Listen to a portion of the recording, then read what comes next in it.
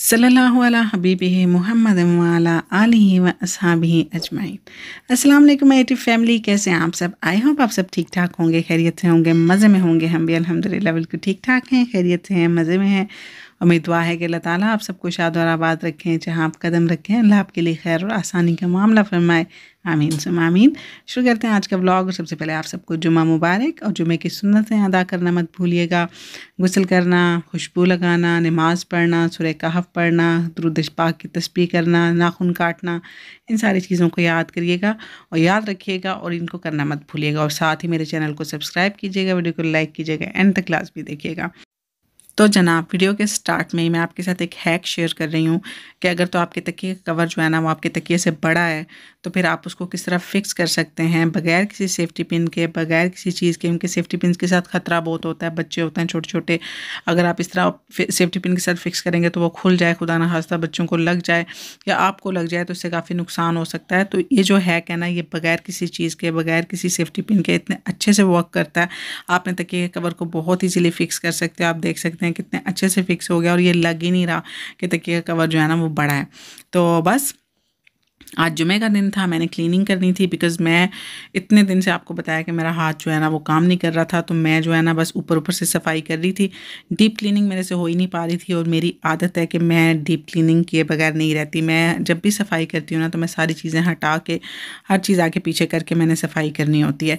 तो बस आज मैं सारी क्लीनिंग कर रही थी, तो भी बच्चों के बिस्तर में तय कर रही थी। आज बाहर बारिश हो रही है, तो मैंने थोड़ी देर के लिए बिस्तर जो है ना वो खुले छोड़े थे, हवा लगवाई थी, और अब मैं सारे बिस्तर जो है ना उसी ट्रिक, उसी हैक के साथ फिक्स करी हूँ जो मैंने लास्ट वीडियो में आपके साथ शेयर किया था। आपको याद होगा, ये देखें आप, मैं अब ये सारी जो है ना बच्चों की जो रज़ाई है ना उसको मैंने फ़ोल्ड कर लिया इस तरह, और फ़ोल्ड करने के बाद इसको मैं ऊपर वाली पॉकेट में बंद कर रही हूँ। ये इतना अच्छा हैक है ना, इतना वो है ना स्पेस सेविंग है कि अब मैं इसको कर दूंगी। उसके बाद मैं चाहूँ तो मैं इसको अलमारी में रख दूँ, मैं चाहूँ तो इसको बेड पे रख दूँ, ये नहीं खुलेगा। और मेरे बच्चे जो है ना वो रात को मुझे कह रहे थे कि मम्मा ये खुल ही नहीं रहा, आपने इसको किस तरह बंद किया है। मतलब ये इतना मजबूती से बंद हो जाता है कि कुछ भी हो जाए ना, मेस नहीं होता। आप उठा के चाहे इसको इधर फेंकें उधर फेंकें, बच्चे अक्सर खेलते हैं रूम में तो वो बिस्तर जो है ना वो ख़राब कर देते हैं। लेकिन आप इस तरह बंद करेंगे ना तो बच्चे कुछ भी कर लेना, ये उनसे नहीं खुलेगा।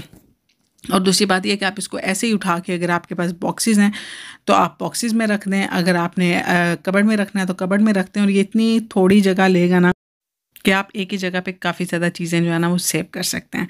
तो ये देखें जनाब, हमारा जो है ना ये वाला काम भी मुकम्मल हो गया। बच्चों के बिस्तर मैंने ठीक किए हैं। बच्चों का कमरा बहुत गंदा हुआ होता है, बिकॉज़ वो खुद तो कुछ करते नहीं हैं, मतलब साफ़ इतना नहीं करते जितना वो मैस करते हैं। ख़ास तौर पे मेरा बेटा जो है ना उसको तो बहुत ज़्यादा शौक़ है मैस करने का। उसको ना आजकल कैंची और कागज़ दे दें बस, और वो फाड़ फाड़ के हर जगह पे फेंकता रहेगा। तो मैं बस उसकी चीज़ें संभालती रहती हूँ, उसके ड्रॉर साफ़ करती रहती हूँ। यही वजह है कि मैं बच्चों के रूम का जो फर्नीचर है वो चेंज नहीं कर रही। मैं चाह रही हूँ कि थोड़े से और मैच्योर हो जाएं, 1 साल और इनको लग जाए, चीज़ों की जो है ना वो सफाई करना सीख लें, चीज़ों को संभालना सीख लें, फिर इंशाल्लाह मैं इनके रूम का जो है ना वो डेकोर करवाऊँगी। क्योंकि मैंने, मेरे हस्बैंड ने सोचा हुआ है हमने इनके रूम्स भी अलग करने हैं। बेटी मेरी माशाल्लाह से बड़ी हो गई है, तो अभी बस ये 1 साल हम गुजारेंगे, उसके बाद हम इनके रूम भी सेपरेट कर देंगे और इंशाल्लाह इनके रूम के डेकोर्स भी करेंगे। ये मेरी बेटी की बुक्स हैं, उसकी स्टोरी बुक है, और इसके अलावा उसको पेंटिंग करने का बहुत ज़्यादा शौक़ है, तो इसकी पेंटिंग की चीज़ें हैं। और बच्चों को ना, मैं फिर ये आपको एक बात बोलूँ कि बच्चों को ना रीडिंग करना सिखाएं, बुक रीडिंग की आदत डालें। इसके अलावा बच्चों को हेल्दी जो चीज़ें हैं ना वो करना सिखाएं, जिस तरह के पेंटिंग है। मेरी बेटी को पेंटिंग का शौक़ है, तो वो स्कूल से आती जाएगी ना तो उसकी और कोई हॉबी नहीं है, बस वो कलर्स लेगी और पेंटिंग करना स्टार्ट कर देगी, स्केचिंग स्टार्ट कर देगी, और उसके दिमाग में कोई बात होती ही नहीं। अगर मैं उसको मोबाइल भी देती हूँ ना तो वो यूट्यूब पे भी कोई ना कोई स्केच निकाल के देखती रहेगी, कोई ना कोई पेंटिंग के आइडियाज़ देखती रहेगी। तो इससे मुझे ये तसल्ली रहती है कि अल्हम्दुलिल्लाह उसका जो माइंड है ना वो किसी अच्छी चीज़ की तरफ है, किसी हेल्दी चीज़ की तरफ है। मुझे कोई टेंशन नहीं होती कि खुदा न खास्ता वो पता नहीं क्या देख रही होगी। तो उसके बाद अब मैं आ गई थी यहाँ पे अपने हॉल में। मैंने अपनी सारे घर की सफाई की, सारा गंद निकाला। और मेरी ना एक आदत है कि मैं सारी चीज़ें हटा के साफ़ करती हूँ। ये आदत मेरी अम्मी की है। मैं पहले इतनी अच्छी नहीं थी, इतनी सफाई पसंद नहीं थी, लेकिन जब शादी हुई है ना तो आपको पता है कि शादी के बाद वो जो अम्माओं की बातें हैं ना वो आपको याद आती रहती हैं। तो मेरे साथ भी यही था कि मैं शादी से पहले कोई इतनी अच्छी सफाई नहीं करती थी। मेरी अम्मी मुझ पर बहुत गुस्सा करती थी कि तुम ये नहीं करती ठीक, तुम वो नहीं करती ठीक। तो जब मेरी शादी हुई ना तो शादी के बाद वो अम्मी की सारी बातें ना, जिस तरह वो बंदा होता है ना घुट्टी में आ जाती हैं, बंदा घोल के पी जाता है, तो मेरे अंदर आ गई। तो मैं जो ना हर चीज़ हटा के सफाई करती हूँ। तो मेरे ससुराल वाले यही कहते थे कि तुम क्यों इतना मतलब खुद पे ना वो करती हो, जुल्म करती हो।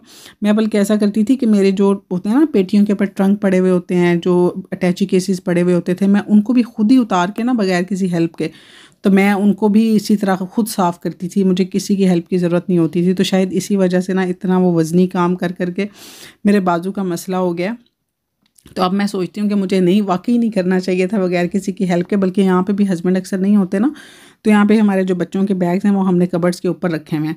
तो अक्सर हस्बैंड घर नहीं होते तो वो मैं खुद ही उतार लेती थी, खुद ही ऊपर रख देती थी। ज़ाहिर है अच्छा ख़ासा वज़न होता है उनके अंदर।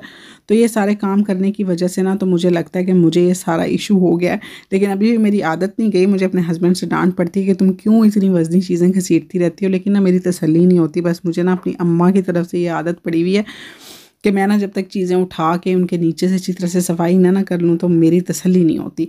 तो मैं बस चीज़ों को हटाती रहती हूँ। मेरी सास भी यही कहती थी, बल्कि मेरे ससुराल वाले, मेरी जेठानी भी यही कहती हैं कि तुम्हारी सफाई ना मतलब बड़ी अजीब सफाई है। तुम लोगों को ना वो क्या कहती हो कि बाउंड कर देती हो। मैं यही कहती थी कोई नहीं हिलेगा जब तक मैं सफाई कर रही हूँ, मॉप लगा रही हूँ, कोई नहीं आएगा कोई चले फिरेगा नहीं। तो इस तरह करके ना फिर मेरी सफाई इस तरह की होती है। आप लोगों में से कौन कौन है जो इतनी सफाई के बारे में ना ऑब्सेस्ड होता है? तो मैं तो ऐसी हूँ। मैं तो एक छोटी से छोटी चीज़ भी उठा के सफाई करती हूँ। कुछ लोगों की आदत होती है जो चीज़ें वगैरह नहीं उठाते मतलब चीज़ें पड़ी रहती हैं उनके इर्द गिर्द से सफाई करके तो चली जाते हैं, जिस तरह के काम वालियाँ होती हैं। लेकिन मेरी ये आदत नहीं है। मैं तो जब तक सारी चीज़ें उठा ना लूँ, ये मेरी अम्मी के घर की तरफ से मुझे मिली हुई है कि पहले तो हर चीज़ पूरे घर की डस्टिंग होती थी। मेरी भाभी भी अभी ऐसे ही सफाई करती हैं, पूरे घर की डस्टिंग होती है सबसे पहले। हर चीज़ जो है ना, बिस्तर बनाए जाते हैं, हर चीज़ अपनी जगह पर रखी जाती है, मेस उठाया जाता है, उसके बाद फ़र्श की सफाई होती है, उसके बाद मॉप लगता है। उससे पहले कुछ नहीं होता। बाज़ लोग ऐसे होते हैं ना जो कुछ भी नहीं करते, बस मतलब सफाई पहले कर लेते हैं, मॉपिंग कर लेते हैं, चीज़ें वगैरह बाद में उठा लेंगे। नहीं, मेरी अम्मी कहती हैं कि पहले चीज़ें संभालो, हर चीज़ उसकी जगह पे रखो, बिस्तर समेटो, उसके बाद सफाई करनी है। तो बस जी बातें करते करते अल्हम्दुलिल्लाह मैंने घर अपना क्लीन कर लिया। और जुमे वाले दिन ना मैं जब तक सफाई ना कर लूँ मुझे जुमे की नमाज़ का मज़ा ही नहीं आता। वो भी अम्मा की तरफ से मुझे आदत पड़ी हुई है कि जुमे का दिन जो होता है ना वो बहुत अहम होता है। जुमे वाले दिन गुस्ल करना है। हमारे लिए कैसा होता था, ईद वाला दिन होता था, हमने बाथरूम की बारी नहीं आया करती थी। एक ने नहाना है दूसरे, क्योंकि हर एक को ये होता था कि आज जुमे का दिन है तो हम गुस्ल करें, नहाएं। तो वो वक़्त याद आ जाता है मुझे। तो बस मैं फिर जुमे वाले दिन थोड़ी कोशिश करती हूँ कि मैं घर को साफ़ कर लूँ और अच्छे मतलब खुशबू लगाऊँ, घर में भी खुशबू हो और साफ़ सुथरी जगह पे नमाज़ पढ़ूँ। नमाज़ तो खैर रोज़ाना पढ़ते हैं, लेकिन जुमे वाले दिन एक ना वो एक ख़ास सी वाइब्स आती हैं कि ये ख़ास दिन है, तो फिर बड़ा मज़ा आता है नमाज़ पढ़ने का। तो बस अब घर मेरा साफ़ सुथरा हो गया। अब मैंने नमाज़ पढ़ी और कपड़े वगैरह चेंज किए हैं। हमज़ा के कपड़े चेंज करवाऊँगी क्योंकि वो बेचारा मेरे साथ कब से लगा हुआ है, उसकी सॉक्स वगैरह भी गीली हो गई हैं। उसके बाद मैं आ गई थी सूरह कहफ़ पढ़ने। मुझे सूरह कहफ़ पढ़नी थी, इसके अलावा दुरूद पाक की तस्बीह करनी है। आपको पता ही है कि जुमे वाले दिन ये सारे काम करने होते हैं, तो ये सारे करने हैं। और उसके बाद यहाँ पे मैं आपको ना सूरह कहफ़ के फ़वाइद बता रही हूँ। और सूरह कहफ़ जो है ना, जिन औरतों को प्रेगनेंसी का इशू होता है, जिनकी प्रेगनेंसी रुकती नहीं है, मिसकैरेज हो जाता है, तो वो इसको पढ़ें और इससे पढ़ने इस 40 दिन पढ़ें। और इसको पढ़ने से वाकई बहुत ज़्यादा अफाका होता है, बहुत ज़्यादा अफाका होता है, मैं आपको बता रही हूँ। तो जिन लेडीज़ को इशू है ना, तो वो सूरह कहफ़ ज़रूर पढ़ा करें। और वैसे भी हफ़्ते में एक दफ़ा तो पढ़नी ही चाहिए जुमे वाले दिन। अब मैं आपको एक जॉब का वजीफ़ा बताने लगी। ख़ुद मैंने किया हुआ है। जब मेरे हस्बैंड पाकिस्तान आए थे जॉब छोड़ के घर बनाने के लिए, उसके बाद मेरे हस्बैंड ने वापस जाना था, तो उन्होंने मुझे बोला था कि मेरे लिए दुआ करना। तो मैंने ये वाला वजीफ़ा किया था। ये हस्बैंड खुद भी कर सकते हैं, वाइफ़ हस्बैंड के लिए कर सकती है, और अगर वाइफ़ खुद जॉब करना चाहती है तब भी आप कर सकते हैं। लेकिन इससे पहले आपको जॉब के लिए अप्लाई करना पड़ेगा, ठीक है। ऐसा नहीं होता कि कोई भी चीज़ आसमान से आपके पास उतर के आ जाती है। पहले आप जॉब के लिए अप्लाई करेंगे, एक जगह पे, 2 जगह पे, 3 जगह पे, और फिर आपने जहन में कोई ऐसी जॉब जो आपको बहुत ज़्यादा पसंद है और जो आप चाहते हैं कि आपको मिल जाए, और आप उससे मतलब आपकी एक तरफ ज़्यादा अट्रैक्शन है, तो उस जॉब के लिए फिर आप ये वजीफ़ा स्टार्ट करेंगे, ठीक है। ये है सूरह वद्दुहा का वजीफ़ा। इसमें है 9 काफ, ठीक है। सूरह वद्दुहा में 9 काफ होते हैं।